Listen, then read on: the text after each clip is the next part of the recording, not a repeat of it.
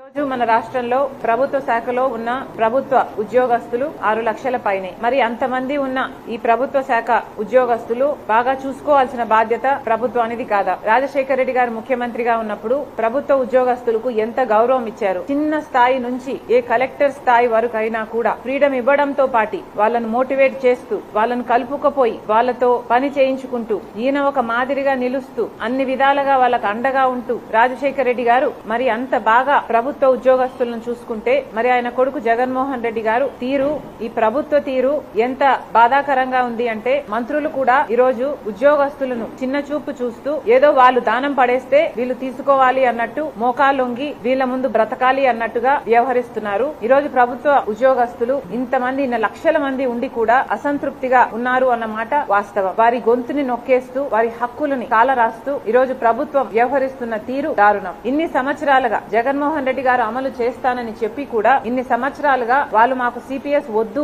మాకు ఓపీఎస్ఏ కావాలి అని వాళ్ళు ఇంతగా అడుగుతున్నా, వాస్తవానికి కొట్లాడుతున్నా, పదే పదే ఈ అంశాన్ని లేవనెత్తుతున్నా ప్రభుత్వం మొండి వైఖరి వల్ల ఈ రోజు వరకు వాళ్ళను తిప్పించుకుంటున్నారు తప్పితే వాళ్ళ మొర వినింది లేదు, ఆలకించింది లేదు. మరి 5 సంవత్సరాలు ప్రభుత్వంలో ఉన్నారు. మరి 5 సంవత్సరాలుగా వాళ్ళ డిమాండ్స్ లో ఏ ఒక్కటైనా మీరు నెరవేర్చారో లేదో ప్రభుత్వం సమాధానం చెప్పాలి. పోనీ ఒక్క విషయంలోనైనా మీరు వాళ్ళ తరపున నిలబడ్డారా? వాళ్లకు మేలు చేశారా? ఏ విషయం తీసుకున్నా కనీసం వాళ్ళ టీఏ-డిఏలు కూడా మీరు ఇవ్వటం లేదు. ఎన్ని విషయాలలో ఈ ఉద్యోగస్తులకి మీరు బకాయిలు ఉన్నారో ఒకసారి వెనక్కి వెళ్లి రికార్డ్స్ చూడండి. కనీసం మెడికల్ బిల్స్ కూడా దాదాపు 150 కోట్ల రూపాయలు వాళ్ళ మెడికల్ బిల్స్ కూడా మీరు బకాయిలుగా పెట్టారు. లీవ్ కు సంబంధించి 2000కు పైగా ఎంప్లాయీస్ కు చెల్లించాల్సిన అవసరం ఉన్నా ఇంతవరకు చెల్లించడం లేదు. ఇలా దాదాపు 22,000 కోట్ల రూపాయలు ఉద్యోగస్తులకి ప్రభుత్వం బాకీ ఉంది. మరి వీటి గురించి ఎందుకు ప్రభుత్వం స్పందించడం లేదు? వాళ్లకు సంబంధించి హెచ్ఆర్ఏ అయితే వాళ్ళ కనీస హక్కు, కానీ దాంట్లో కూడా కోత విధించింది ప్రభుత్వం. రాజశేఖర రెడ్డి గారు నాకు తెలిసి 22% ఫిట్మెంట్ ఇచ్చినట్టున్నారు. మరి అలాంటప్పుడు ఈ ప్రభుత్వము కనీసం దగ్గరగా కూడా రావడానికి ప్రయత్నించడం లేదు. 11వ పిఆర్సీ ప్రకారము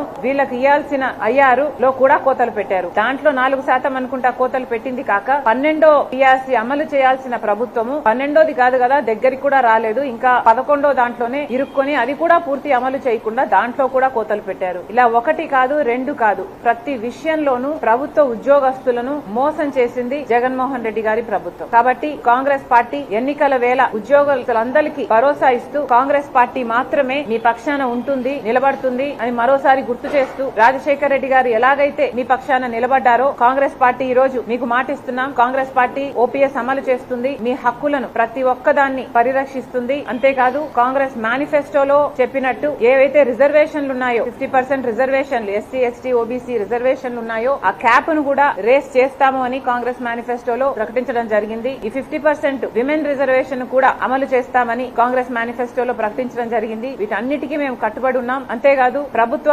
ఉద్యోగాలు కూడా దేశం మొత్తం 30 లక్షల ఉద్యోగాలు ఇంకా ఖాళీగా ఉన్నాయి, అవి భర్తీ చేస్తామని కాంగ్రెస్ మేనిఫెస్టోలో ప్రకటించడం జరిగింది. రాష్ట్రంలో ఉన్న 2 లక్షల పైన ఉద్యోగాలు కూడా భర్తీ చేస్తామని మరొకసారి గుర్తు చేస్తూ కాంగ్రెస్ పార్టీ మాత్రమే మిగతా అన్ని సెక్షన్స్ కి అండగా ఉండినట్టు ఉద్యోగస్తులు కూడా అండగా ఉండే ఏకైక పార్టీ కాంగ్రెస్ పార్టీ కనుక మళ్ళొకసారి ఎన్నికల వేళ కాంగ్రెస్ పార్టీని ఆదరించమని, ఆశీర్వదించమని కాంగ్రెస్ పార్టీ అధ్యక్షురాలుగా వైఎస్ షర్మిలారెడ్డి గారు మనస్ఫూర్తిగా ప్రార్థిస్తున్నారు.